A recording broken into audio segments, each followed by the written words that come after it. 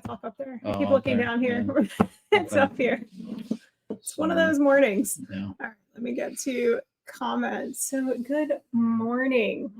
Christmas Eve morning. Can't think of anything I'd rather be doing. I'm just kidding. I am actually excited to be here because That's good. I didn't do a video this week because my internet was out the entire week at my house because we had a big like rain and windstorm, and apparently my outdoor connection to my internet got fried. So I had no internet to my tiny house and couldn't edit my videos, couldn't really do anything grief content related. But you know what? I read 2 books. So that was actually kind of nice. It was like a forced mini vacay from doing all the work that I normally do after I work all day at school. So it was kind of nice. Yeah. How was your week? Some good. Busy. Busy as always. Always too much stuff to do and not enough time. Oh yeah, you were working at people's houses. Yeah. Yeah. Okay, explain what you do for people who don't know. I remodel. I work for an apartment management company, or a property management company, and I do our remodels. So I go in and rip out bathrooms, kitchens, and tear everything out, put all new stuff in, and update everything so that it's not from the 1970s. Nice. Yeah. And then when he's not doing that as his full-time job, then he spends his free time doing it for other people in his family, whoever else needs stuff done around their house. So yeah, good times. Stay busy. Anyway, so if you don't know us, I'm Brooke. This is David. Hello. We used to be married, but we're not anymore. This is going to be a weird morning. I just feel like it's, I don't know. I'm a little bit like, ugh. I've had a headache for 3 days straight as well. So this could be interesting. But anyway. So yeah, we used to be married. We're not married anymore, but we are the parents of Libby, who was killed in a car accident at the age of 10. And now I do grief stuff along with being an 8th grade teacher. And David just told you what he does. But yeah, so we're joining you Christmas Eve to kind of answer any questions you have about us or Christmas or grief or, you know, what it's like losing a child. So if you do have any questions, please drop them in the comments. Hi. So yeah, thanks for joining us. And again, if like, seriously, we don't have anything like particularly scheduled to talk about. We're just kind of updating what we are doing for Christmas. Because in the last time David was here talking, we kind of said we'd do an update on how our Christmas was going and what traditions we decided to keep and if we started anything new and that kind of stuff. So yeah, we're just kind of updating. So if there's anything you want to know, let us know. Anything you want us to talk about, drop it in the comments.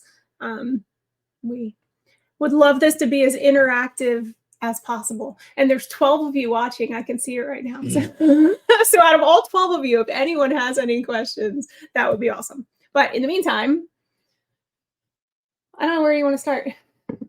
You can start with your comment you made yesterday. That, you know, you're enjoying Christmas. You're looking forward to this Christmas, but also the guilt that brings because you are looking forward to it. Yeah. And so how that affects everything. Yeah. So I'll kind of explain what I was thinking. So I post a lot of stuff about grief and like how the holidays are so difficult, and it's okay if you are not enjoying them and you just want to kind of bow out and do your own thing. And I read so much of that in, you know, all the social media and all the videos about grief at this time of year. It's always like, it's okay if you're not okay, which is absolutely true. And then I found myself like when I was wrapping presents and I was like listening to music and I'm here in my tiny house that I love. And, you know, I was thinking about Christmas morning with our boys, and it was like, you know what? I'm actually kind of looking forward to Christmas morning this year. And it really surprised me because I didn't think, it's always like I kind of prepare myself for the doom and gloom of not having Libby. And I would say last year was definitely like a just survive it and hang by your fingernails until you get through kind of situation. Absolutely. And then, yeah, it kind of surprised me. It just took me by surprise that this year I was like, oh my gosh, like I'm actually, like, I can't wait for them to open their presents. And I'm kind of looking forward to it. But then, of course, because the human brain is totally effed up, I started feeling so guilty about looking forward to Christmas morning. And I'm beating myself up in my head. It's like, Brooke, that's stupid. Like, why would you feel guilty? Like, it's okay to be excited about Christmas morning with, what's left of your family. Yeah. And it was like, it's good. Like, I would tell anyone that I worked with or talked to, like, that's awesome. That's progress. That's good. Like, hold on to that. You want to hold on to those glimmers of joy where you can get them. Mm-hmm. And then it just was like, but oh my gosh, does that mean that I don't miss Libby and I don't love her? And I'm like, I literally just smacked myself. But like, you're an idiot. Like, no, that doesn't mean that. Like, it's like I know everything in my head, and then I just fight with myself in my head, and it's so dumb. Yeah, I think, and it's like I told you, Libby would not want us to sit here and mope and hate Christmas. I mean, it was one of her favorite times of year. And it's always been one of our favorite times of year with the kids and everything else. So to sit here and think that Libby would be upset because we're not mourning her every minute, is ridiculous, because we do mourn her every single minute, but life does have to go on. And I think that's kind of where we're at a little bit this year. Is it's the reality. It sucks, but it is the reality. And to allow, that to potentially ruin Christmas for all of us, including the boys. I mean, we still have the boys, and the boys still deserve to have a Christmas, and the rest of we deserve to enjoy it as well. We're going to have our moments. That's for sure. But to sit here and think that Libby would be upset because we're enjoying Christmas is silly. And we can tell ourselves I know you can tell yourself that, but actually, like, it's not. Yeah. Stopping those feelings from creeping in is really freaking hard. So I just want to point out, Aunt Kathleen said, Merry Christmas. Libby's always with you. And she's telling you to enjoy the holidays. God bless. Thank you, Aunt Kathleen. Yeah. Merry Christmas to your family too, by the way. Tell everyone I said hello and sending love to them all. That comment was from someone in my dad's side of the family. So they're all awesome people. Yeah. Great family. Yeah. Togetherness. Togetherness. Like the kind of family that always does stuff together. And my family was not really like that. It was always interesting to see that side of the family, that group in particular. Because they were so close. They did everything that they do stuff together all the time. And it's just an amazing family that they have, that they spend that much time together and love each other so much. Agreed. So, always jealous of that. Yeah. But they make it a point to do stuff together all the time. And it was always great to see them. Yeah. Somehow my little part of the family always got very like fractured. Doing their own thing. Doing what they wanted to do. Yeah. Anyway. What else? Well, we'll see. Christmas morning, I was excited about it. There's a slight wrinkle at the moment because our younger son, who is 18, told us that he has to work tomorrow. So he works from 6:30 to 2. So the plan was that I'm staying over at David's house tonight, which is where both boys live with David. So I'm staying over at his house. And then, because I wanted to be there Christmas morning when everybody woke up and do like the normal Christmas morning. I've never had a Christmas morning ever that I didn't like wake up with my kids. And it truly is one of the things that I looked forward to all year. I loved Christmas morning.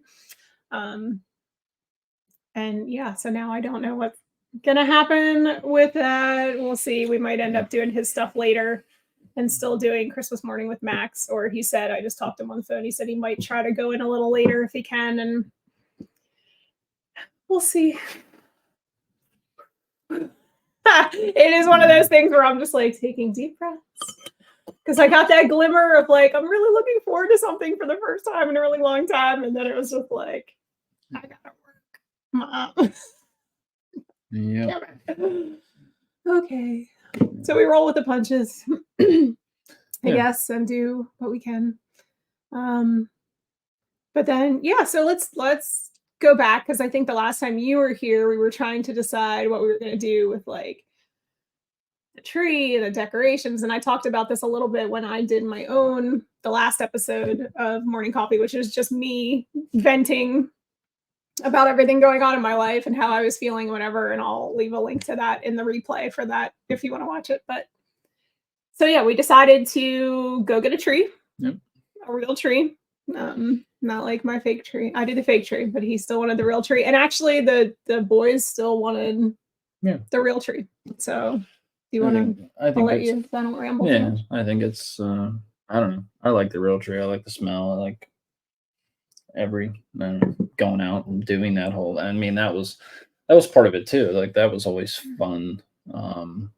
Especially like this month, I've got pictures popping up all the time of like the memories of going out and cutting the tree down and pictures with the boys and with Libby, like helping me pull the cart. And, that was always a part of it. And I know you discussed it a little bit about, we spend so much time with your mom, and it was all about her and we didn't get to do some of that stuff. I mean, we were able to do it. It just wasn't on a time frame that we would have wanted. Yeah. Like we would have been happy to spend a little more time doing some of that stuff with just our family, but got caught up with the rest. Thank you. So, I think it was, I don't know, it was something I kind of felt like I wanted to do this year to try and get back out there. And it was hard. I mean, it's weird to walk around there and it was just you and I and Max and, we're like, we're kind of doing it, kind of pushing ourselves through it, but we didn't have that same excitement that we would normally have, but we did it.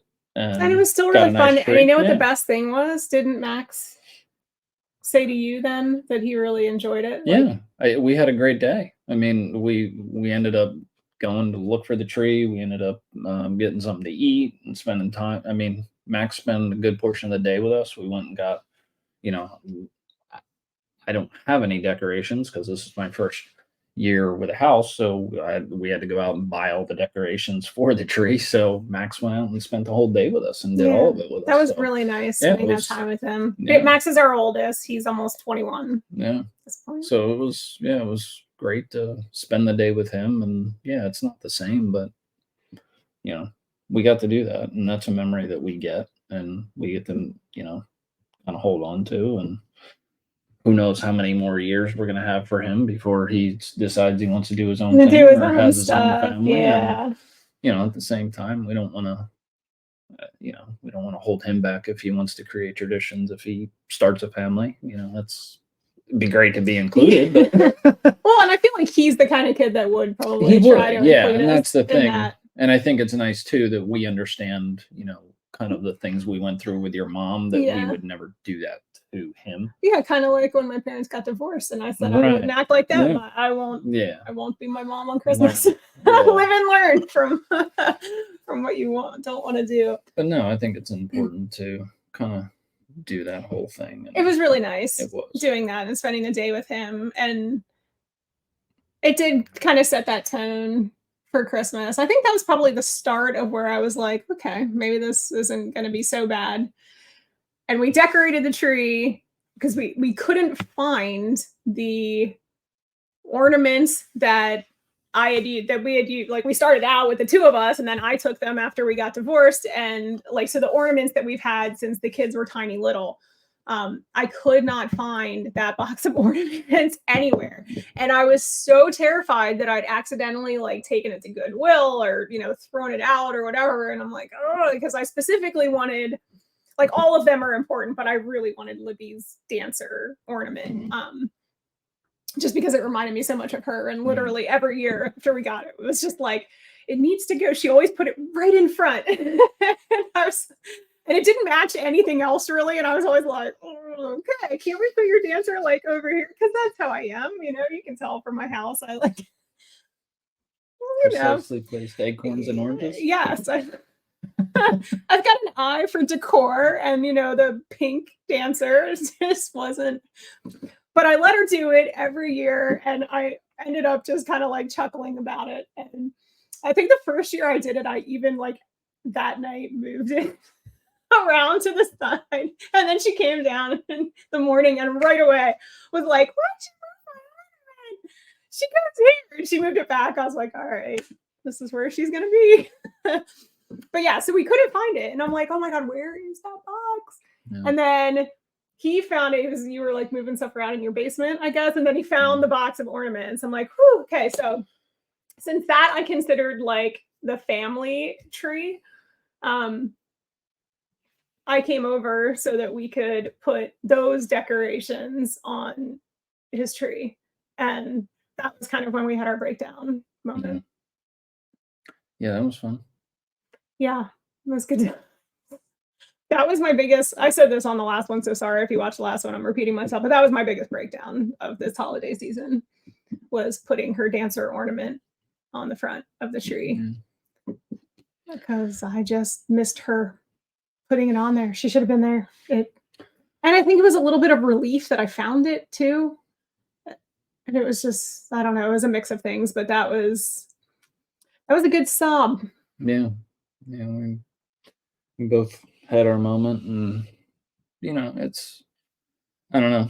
It's funny because you were talking, I think, in your last video about, you know, the little moments. You know, it's not necessarily the big moments, it's the little moments, and some of that stuff. Like this morning, I've got pictures popping up of her over with me baking. You know, when after we separated, Libby and I were the ones that were making the cookies and doing that kind of stuff, and because I always enjoyed your cookies, so I wanted to still have cookies, and so it became a kind of a tradition that Libby and I would make them, and then my mom also, you know, would make a cake and wanted to make a cake, and that picture popped up, and Libby and my mom did that together. So, you know, kind of flashing back to some of those single moments that don't seem all that significant, but I think that's what it was with the ornament too. Like hanging that for whatever reason was, you know, pretty symbolic, even though it's, you know, your story is, oh, I hated having that there because it didn't match my tree, but it's like, but it is. And that's that moment that you remember, you know, the little stuff, you know,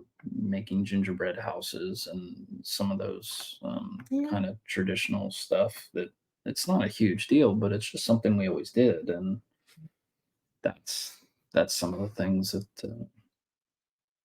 get you a little more than most. Yeah, so that was rough.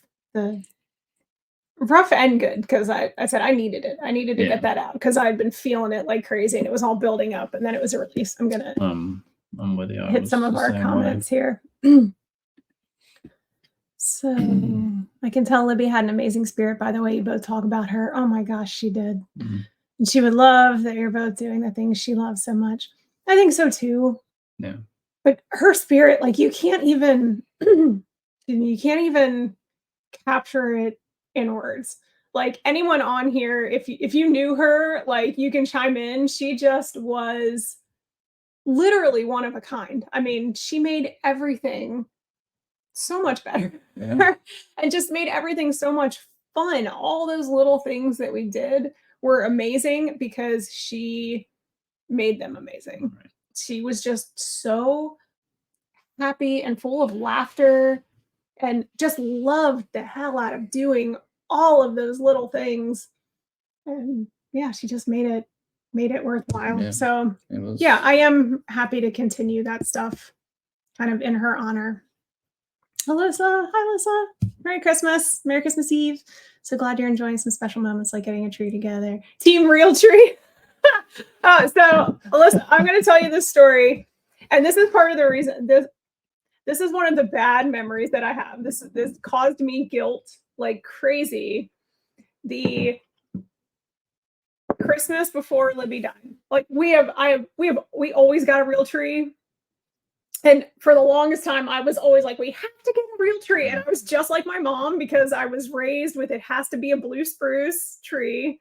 And we'd go get the blue spruce tree. And it wasn't the adventure that my mom made us go through, but we'd always find a blue spruce tree.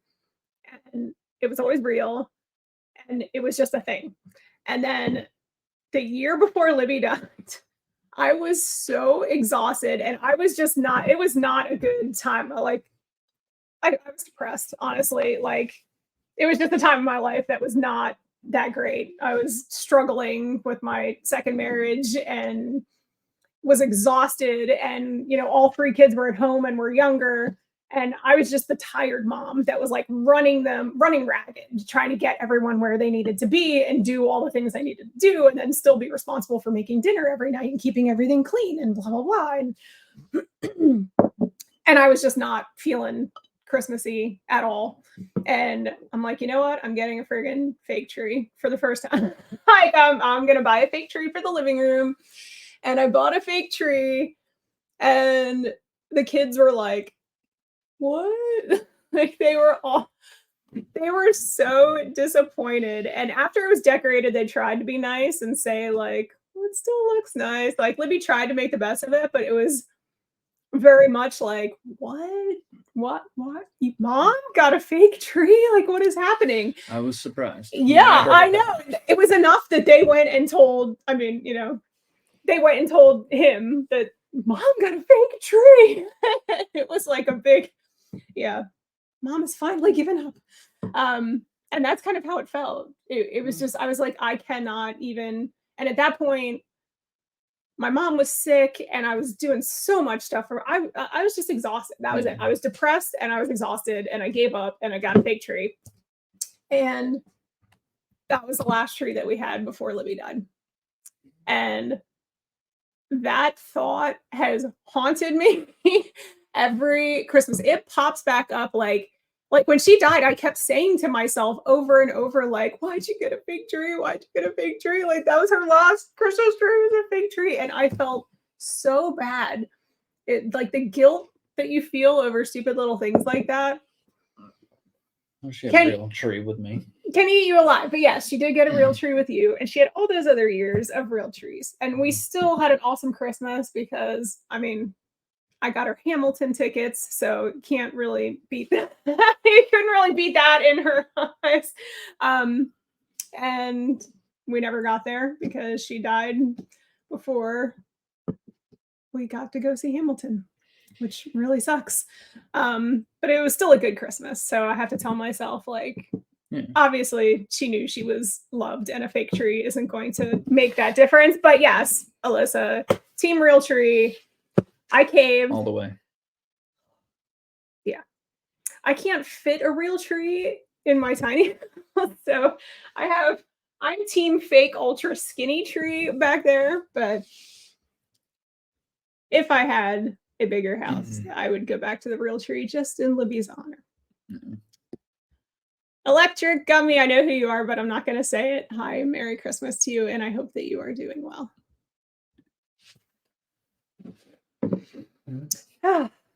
Anything else? Anyone have any questions? No? I have something. I feel like I'm rambling. Do you have anything you want to talk about? No. So you had mentioned the simple moments. So I wanted to share what happened to me this week. And you know this because I told you already. I don't know if you'll be able to see it on my phone. So I had a moment this week, and it was one of the, I am pretty good about not crying at work because usually my room is full of 8th graders. And obviously I don't want to cry in front of a room full of 8th graders. So I can usually hold it together very well.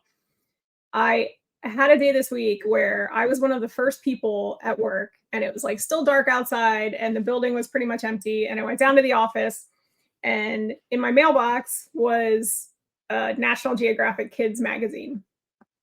And I walk back to my room and I'm in the hallway and I'm flipping through this National Geographic Kids magazine and I see this article that's about rocks and gemstones. So I'm like, oh, I start to look at it more closely because I have a student who is super into rocks and gemstones and like brings them every day and shows them to me and tells me what they are and stuff. So we talk rocks.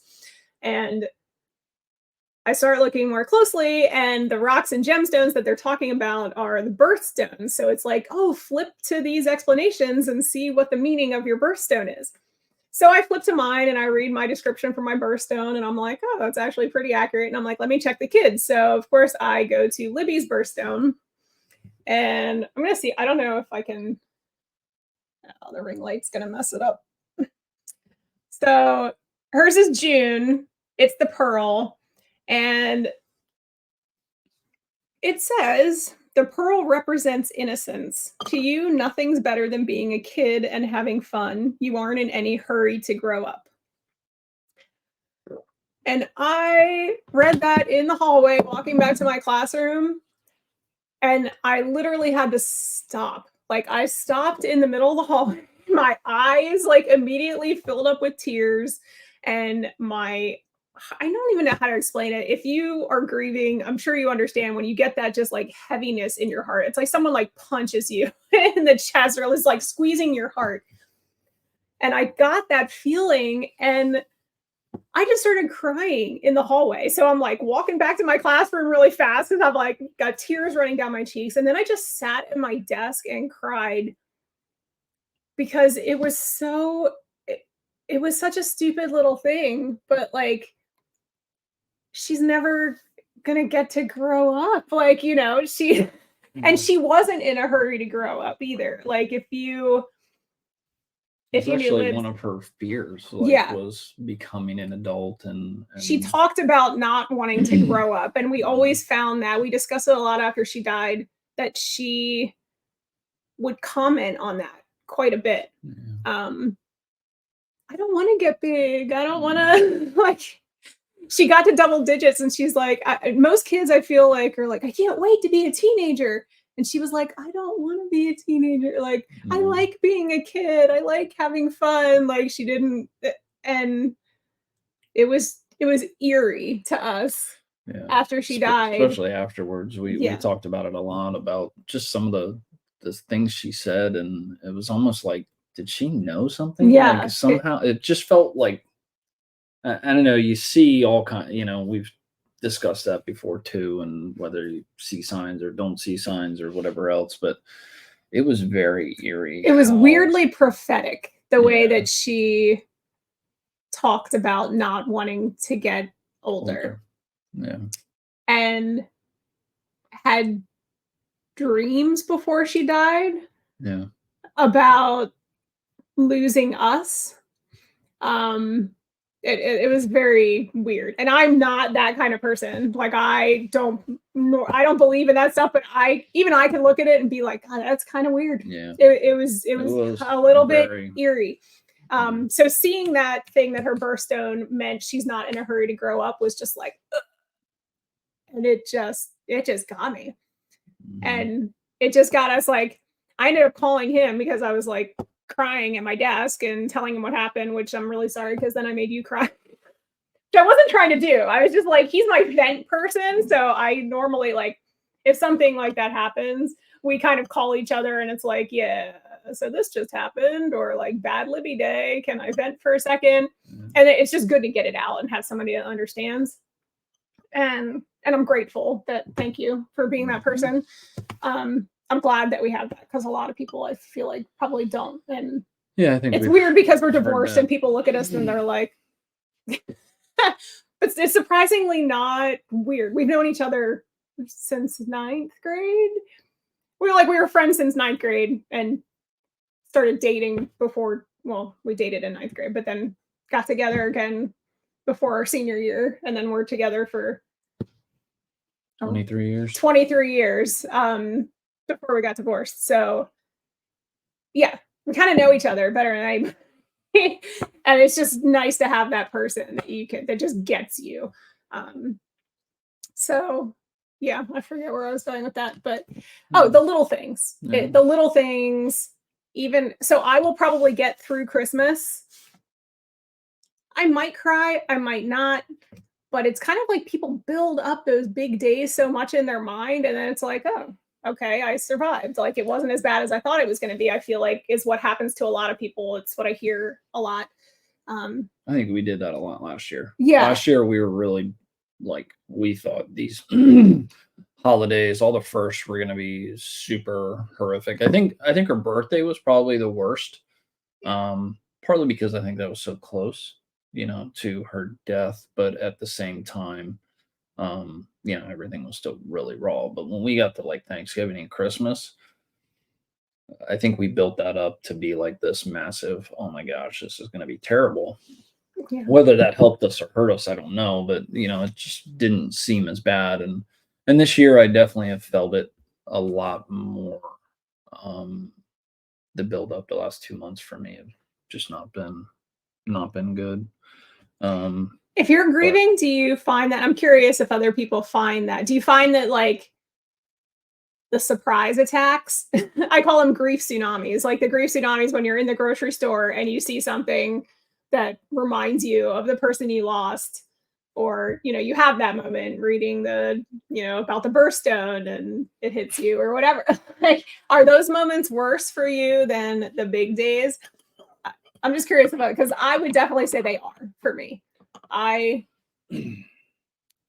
think it is because I build up, I just sort of assume the bad days are going to be bad, but then when I'm just having a day and that stuff hits me out of nowhere and I'm not prepared for it, it's worse. It's one of those. So yesterday I had one of those moments. I was just stopped at the grocery store to buy something, and I get out of my car and there's, I'm trying not to lose it here, but it's a dad and a daughter, and the daughter's doesn't necessarily look like Libby, but is the right age. And they just walked out of the grocery store. Dad's loading the groceries, and what's the girl doing? She's dancing around at the back of the car, just having fun, just enjoying life. And it was like, it just immediately goes to all the moments that we had with Libby, because that's what she did. She just was always like dancing around, didn't everywhere. matter what we were doing. It was just again, it's the people that knew Libby, when you see Live Like Libby, exactly what it means. And so yeah, that I almost walked into Giant yesterday crying because some random girl, and we've talked about this too, it's really inappropriate, but I tend to see girls that age, or now it's starting to transition to, if I see girls that are the age that Libby should currently be, and what should have been and what would she be like now, almost 2 years later, like that hurts, and wanting to inappropriately go up and just I was going to ask hug what's a little inappropriate about that. No, is the next part was wanting to hug all these girls just because I want to feel, it's, I don't know. It's like all her friends when they post stuff, we get all these updates, and on Facebook that we see Christmas parties for the dance studio, and to see all the kids that are they continue to age, and she's not, and gosh, it sucks, but at the same time I want to go over to the studio and hug every single one of them just to feel somebody her age, what it would feel like to have that hug again. I don't recommend doing that. I know that's the inappropriate part. I can't just wander around. Well, but I get it, because that's what happened. I mean, that's every day for me at work. That's what it is. And we've talked about that too. I can't imagine, and it's not. And for you, it is. It's the actual friends. It's her actual friends that you're seeing on a day-to-day basis. And right now, a lot of them are in 7th grade, so you don't necessarily have a lot of interaction. But next year, there's still a bunch in 8th grade. Well, I'm sure there are. All of her dance friends. I mean, I can't imagine that. Like I see random girls, and I want to hug them. Seeing her friends, you know, the relationships that she had with them, and you know, us getting to know them. Yeah, I had to cover a music class, a 7th grade music class during my prep period the other day. And I walked into the music class and there were like 8 of her friends sitting there. And it's one of those, again, it's so nice. It's nice to see them, but then it's like because then the whole time I just look out at this group while they're working and I'm like, she should be sitting there. Like what? Yeah. Like what would she look like sitting in that desk? You know, it definitely sucks. All right, now when I get to some of our comments here. So Andrew says the surprise is usually worse for me as well. Birthday is one that is usually worse though. Yes, because the birthday is like the specific day, and the death anniversary too, I think is rough. But the surprises, I agree. Thank you for commenting, because that they definitely hit me worse. And Rachel, I'm not sure why. I'm trying to communicate, but it won't let me send. I don't know why. It looks like you're commenting on YouTube, which is good. Sometimes the other places where you comment, it doesn't pop through as easily. But if you are commenting to YouTube, I'm not sure why that's not working. I'm sorry. And I don't know why this one came through and the other ones aren't coming through. So yeah, if there's something else you want to comment, please try to get that through. I'm sorry about that. Not sure what's going on. Andrew says he saw your message for a little bit, but it's gone. No clue. I wish I knew better how to fix it, but anyway. Yeah, but the scene, I think little girls is one thing that are not little girls. I mean, again, they're 10 and 12, and there's certain friends of hers that when I see comments on Instagram or Facebook or whatever, and there's one in particular I cannot. Every single time I read anything from them, I lose it. Just thinking about it now, it's like I know I can see you kind of choking up a bit. I'm sorry. Stella gets me every time. Oh, I see Stella at school all the time, and she always gives me a hug. Stella was Libby's best friend from the time she was a baby. Like they went to an in-home daycare. Miss Peggy. What's up, Miss Peggy? So they grew up together and they were best friends from the time they were babies, literally. And I know, and now she's in 8th grade and all grown up, and I see her all the time. It's like, oh, yeah. It is it's just hard to see some of that stuff. But, yeah. All right. So we're at 38 minutes. If anyone has any questions, hopefully the comments are working. So you can try to put stuff in there if you have any other questions for us. Let's talk about New Year for a bit. So we're gonna make it through Christmas. Our plan, since it's Christmas Eve tonight, I'm picking up the boys and we're going to my aunt's house.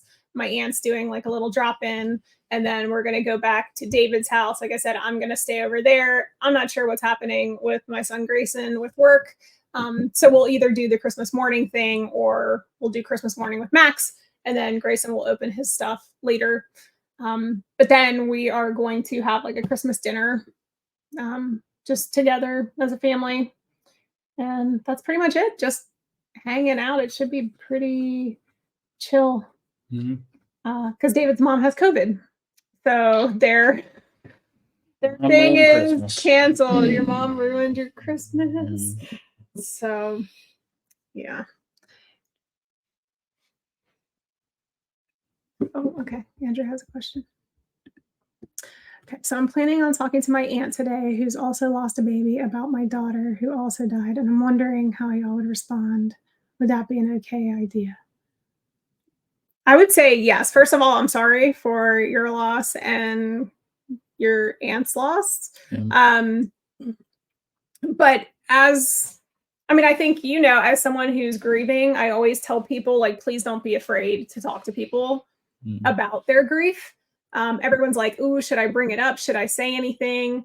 And of course, kind of like read the room and try to, you don't want to, in the middle of Christmas festivities, be like, so how are you doing after losing your baby? But if there's a quiet moment where you can talk privately, I would absolutely, like, people love to know, one, that people are thinking of them. Absolutely. And recognize, I mean, so many of us, and I'm sure if you lost someone you agree, so many of us put on a fake face to get through pretty much anything social, and it's nice to have someone see through the fake face and be like, look, I know how hard this must be for you, and I appreciate you being here, and let me know if there's anything I can do. I feel like that means so much to people. Yeah. And two, it's not like, people always say, like, should I bring it up? I don't want to make them upset. Well, they're already thinking about it. Like, there's never a moment that I'm not thinking about the fact that Libby is gone, or my dad, or my mom, or whatever. Like, like, I know all those people are gone. And when you bring it up, it just lets me know that you understand that, which makes me feel better. It's not going to remind me of it because it's always there. And it's nice to have other people acknowledge it. So yeah, I don't know if you have anything to add. Well, actually, I've got the same situation, Andrew. I have an aunt who, my cousin, died just a couple months after Libby, so she's going through the same thing, and she is struggling with it greatly. And she's one of those people that always is. When we do talk, she discusses, like, am I doing it right? Like, am I supposed to still be grieving at this point? She's very concerned about how much she's allowed to grieve and whether people are annoyed by it or whatever else. But we all grieve in our own way.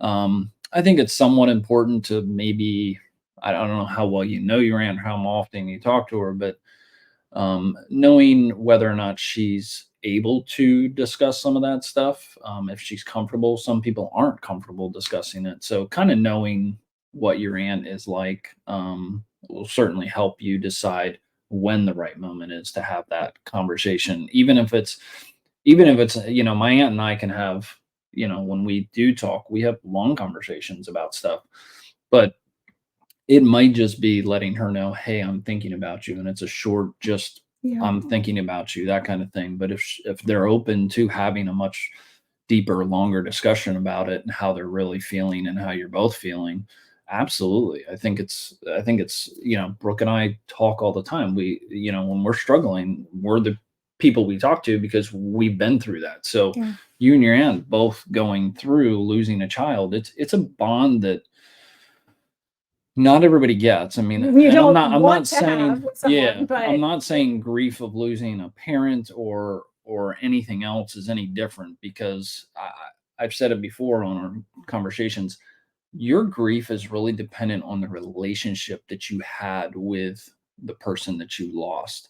I've got a buddy who was really close to his brother, who lost his brother, and that's a different struggle that I hope I never have to deal with. But I think, losing a child is, I don't think anybody that has gone through grief wouldn't say that that's probably the top one, unfortunately, because it's unnatural. You're not supposed to die before your child. It's just your not child's supposed to not happen. supposed to die before you. Yeah, sorry. It's okay. We knew what you were saying. I think that is the key, is, understanding where your aunt's at in the process and whether or not she wants to discuss it or how much she wants to discuss it. But I think at minimum, yeah, absolutely. Let her know that you're thinking of her and that you're right there with her. And, if she's open to having that discussion, then have that discussion, because it's important. We all need to be able to get some of that stuff off our chest. And Definitely. we don't know necessarily, I think we've discussed this before. There's people that you thought would be there after this grief, and they're nowhere to be found, versus the people that you maybe didn't have a great relationship with, but all of a sudden they're some of your best supporters. Yeah, definitely. So you find help wherever you can. Hope that helped, Andrew. Yeah. All right. We're at 45 minutes. You're very welcome, Andrew. Yeah, I hope that helped. Yeah, so I think I was planning on doing like a New Year's, because the next morning coffee is on New Year's Eve, I believe. So if you want to join me for that one, feel free. I kind of like having somebody to bounce stuff off of. Otherwise, I can do it myself. But yeah, I'm going to talk about some New Year's stuff and how I'm feeling about the new year. Oh, thank you, Tony. Good morning, my friend. Love your good morning. Morning coffee episodes. Thank you, Tony. I appreciate it. So this is Tony Lynch. Anybody that is looking, Grief, Let's Talk About It. He has a great podcast where he interviews people in all different kinds of situations in the grief space, and also runs a specific to men's grief support. So he is an amazing resource. If you are a man and you're grieving, look up Tony Lynch. He's awesome. And I'm not going to share what it is, but Tony and I have some stuff coming up in the new year. That's going to be cool. Oh, and we are actually, I can plug this, January 4th. David and I are both going to be on Tony's podcast. He is doing a special for the whole month of January where he's interviewing couples who have lost a child. So anyone who's lost a child that's watching, keep an eye out for that. You can check out the Grief Let's Talk About It podcast, and or look up Tony Lynch and find his stuff, or I'll also post about it as well. But yeah, so the whole month is filled with specifically how child loss affected people's relationships, which I think is such an important topic. I mean, spoiler, I got divorced for the second time after Libby died. And it was pretty much, I mean, it was a long time coming. But Libby's death was the catalyst for that happening.